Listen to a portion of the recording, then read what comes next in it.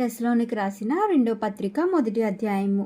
మన తండ్రి అయిన దేవుని యందును ప్రభువైన యేసుక్రీస్తునందును ఉన్న తెస్సలోనికల సంఘమునకు పౌలును, సిల్వాను, తిమోతియును శుభమని చెప్పి వ్రాయినది. నేను దేవుని నుండి ప్రభువైన యేసుక్రీస్తు నుండి కృపయు సమాధానమును మీకు కలుగునుగాక.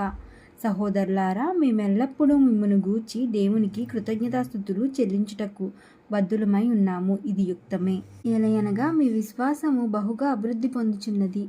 మీ అందరిలో ప్రతివాడును ఎదుటివాని ఎడల చూపు ప్రేమ విస్తరించుచున్నది. అందువలన మీ హింసలన్నిటిలోనూ మీరు సహించుచున్న శ్రమలన్నిటిలోనూ మీ ఓర్పును విశ్వాసమును చూచి మేము దేవుని సంఘములో మీ యందు అతిశయపడుచున్నాము. దేని కొరకు మీరు శ్రమపడితిరో ఆ దేవుని రాజ్యమునకు మీరు యోగ్యులని ఎంచబడి నిమిత్తము మీరిట్లు ఓర్చుకొనుట దేవుని న్యాయమైన తీర్పునకు స్పష్టమైన సూచనై ఉన్నది. ప్రభువైన యేసు తన ప్రభావమును కనపర్చు దూతలతో కూడా పరలోకము నుండి అగ్నిజ్వాలల్లో ప్రత్యక్షమై దేవుని ఎరుగని వారిని, మన ప్రభువైన యేసు సువార్తకు లోబడిన వారిని ప్రతిదండన చేయునప్పుడు మిమ్మును శ్రమపరచు వారికి శ్రమయు, శ్రమ పొందుచున్న మీకు మాతో కూడా విశ్రాంతియు అనుగ్రహించుట దేవునికి న్యాయమే.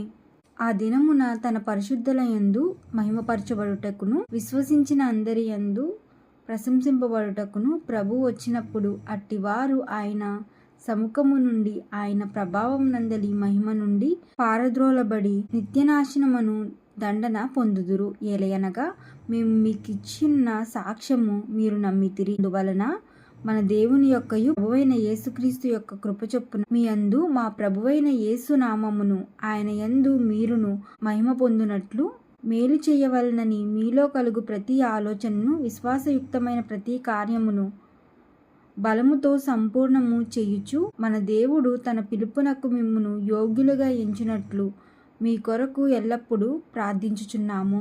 ఆమేన్.